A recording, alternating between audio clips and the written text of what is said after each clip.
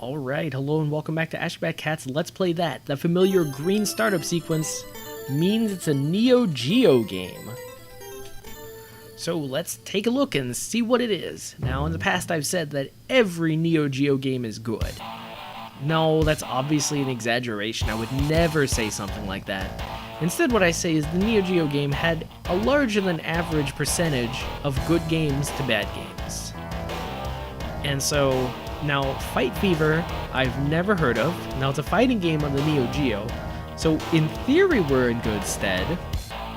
But I hear there are people like ADK around. Now, ADK made Twinkle Star Sprites. That's pretty cool, but I'm pretty sure ADK also made Aggressors of Dark Combat, which is maybe not the best game.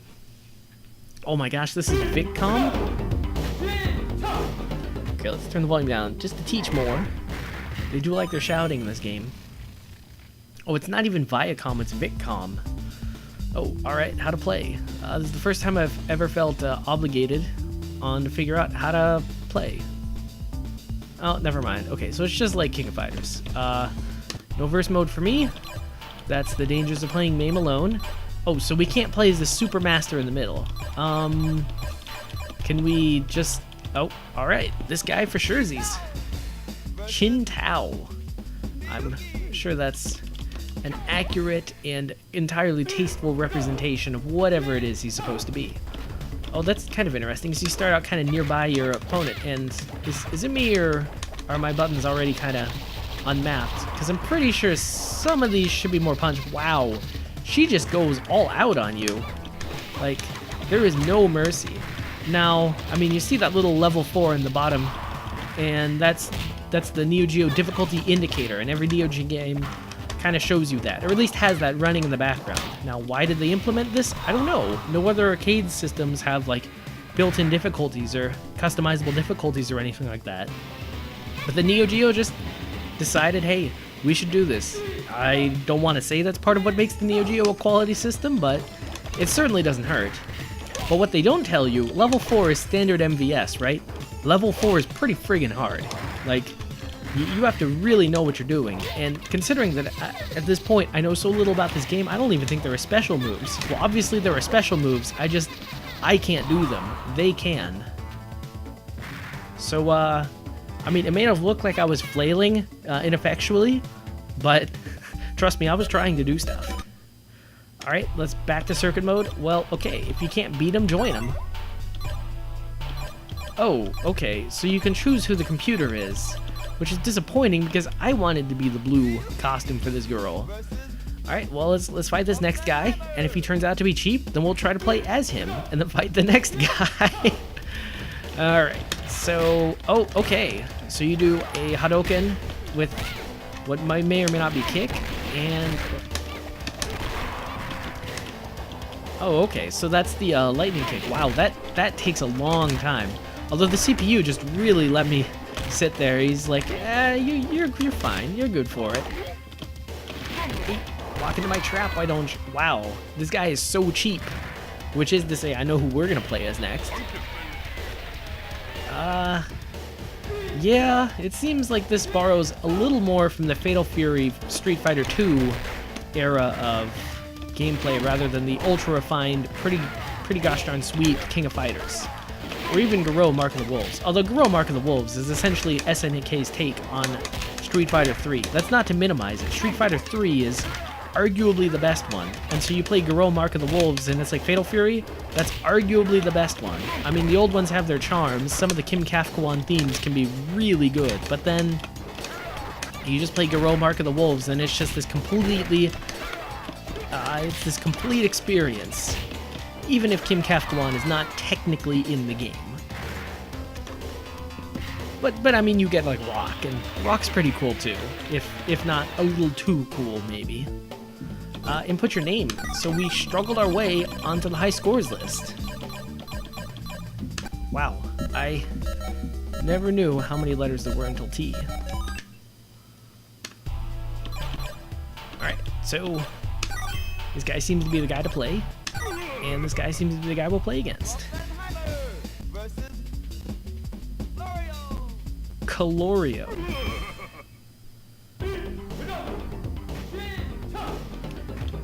I can't make this stuff up. Like, that's not even really a coherent English word. So I literally could not make this up. But, this is just something. Oh, and the plane was made by Viccom, so they're up to no good, even in other industries.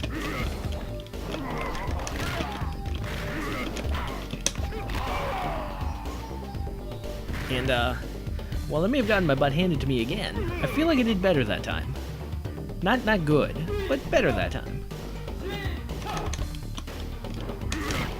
Oh, perfect counter, even though not really. Well, I gotta say, even though this game may be derivative in style and at least concept, the backgrounds are very cool and very well detailed. Honestly, if you release this game as just sort of a backgrounds collection for like 1 credit and I got to see them all, it's like I wouldn't necessarily be satisfied. I'd want to have come in to play a fighting game like this, but I wouldn't be unsatisfied, let's say. And you've got this delightful little crab walking monkey in the background, and it's like it all comes together.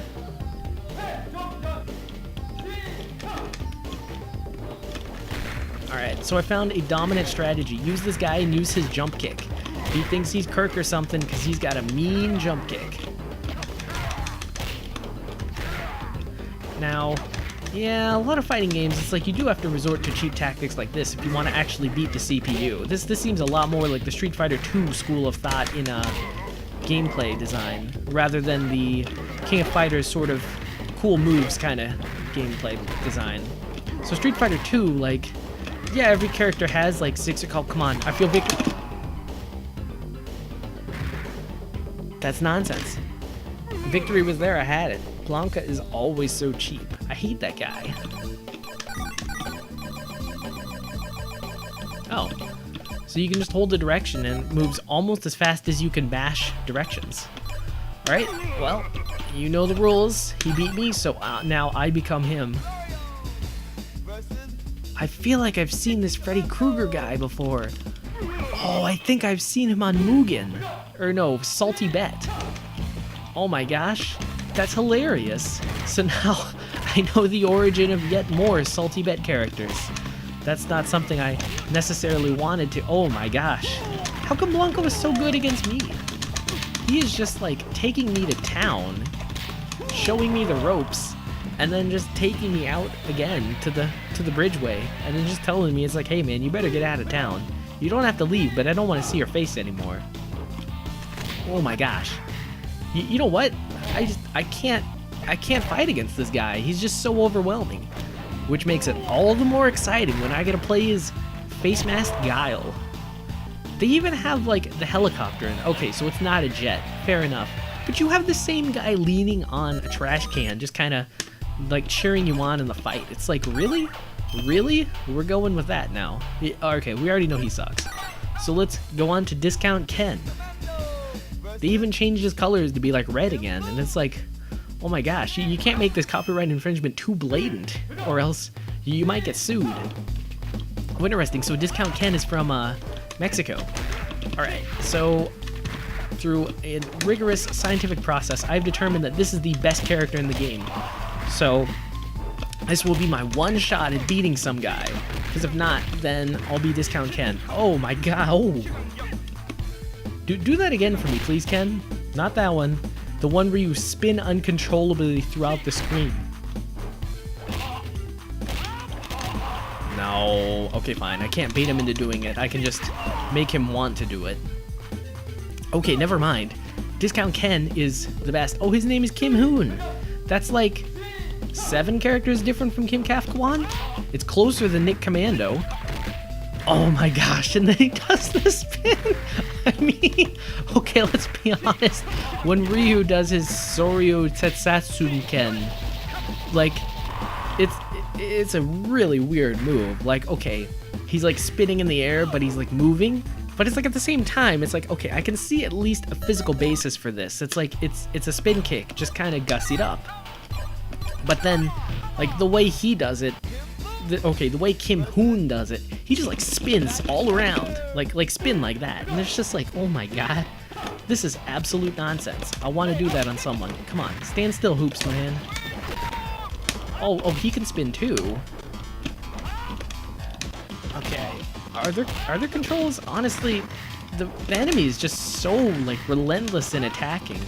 I almost wish I could play this on an easier difficulty just to see, but I've never heard of this universal BIOS thing. Don't even know what I'm doing, so I don't think I can do that. Well, do I have UniBIOS activated? No, I forget what the button command is for UniBIOS. Something like ABC and start or some nonsense. Anyway, yeah, so the thing is, the opponents come at you so relentlessly that it's like there's nothing you can do. And so you have to just use normal attacks just to like fend them off and get them out of your face. And that's honestly not really good for a fighting game. I feel like fighting games should be at least a little bit slower paced so that you get at least some special moves coming out. Now, of course, I guess it kind of feels a little bit more like Smash Bros, where let's see, Smash Bros, it's all kind of about the normal attacks. And then they use special attacks occasionally, but only some of them and only the good ones. Like, they use up B a lot, but that's the one you use to not die. Whereas versus, like, I don't know, Guilty Gear, where it's all just about, like, the craziest combos you can put together. And I mean, yeah, some of the moves have to be normal moves, but I'm sure you try to end in a special or something. Whereas Smash Bros, it's like, no, it's all quick movement and then a bunch of quick little moves. And then the tilts, my gosh, the tilts. So we were playing as a basketball man, carrying on the fine tradition that King of Fighters 94 started by having a sports team. Was that 94 or 95? Yeah, close enough, one or the other. And, geez. And it also carries on the long storied tradition of having them not be any good at the game. You know, he doesn't even attack with a basketball or anything. I mean, at the very least, he can bring in, like, a cheap attack for, like, a cheap drill or something. Wow. This, you know what? I'm just gonna let the CPU have its fun. Like, there were a lot of cheap arcade games back in the day, but this game is just so blatantly cheap. It's like, you know what? I put in, let's see, 1, 2, 3, 4, 5, 6, 7 quarters? Like, nope, you earned it. Fair and square game. You earned those quarters. You did not give me any chance at all to fight back. You earned those quarters. Let's see what the computer can do when you've got two relatively equal fighters fighting against each other, but I know that I could never be one of those fighters. I'm pretty good at King of Fighters, I swear, but not this game. Not this game. Oh, never mind. The credit machine smells blood. I think it's gonna... We'll see what it does when time over, but I think it's gonna automatically start the game once time hits 0. Yeah. Alright, let's reset. Get rid of those pesky credits. Get rid of those pesky credits. Things that were never said in the arcades back in the day.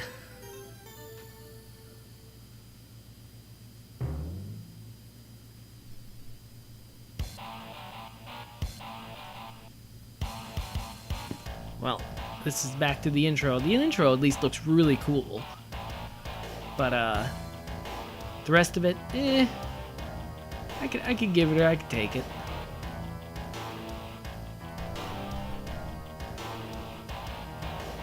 Come on, I want to at least see a fight. I don't remember being so long the first time, and usually things get shorter the more you watch them, right? Fight Fever by Viccom. Yeah, you could tell the other fighting game companies, like, they were interested in making, like, a coherent, awesome-looking fighting experience. Viccom was interested in making the ultimate credit exchanger, where they exchange a bunch of flashing lights for credits. Oh, wow, Chin Tao. He looks pretty badass.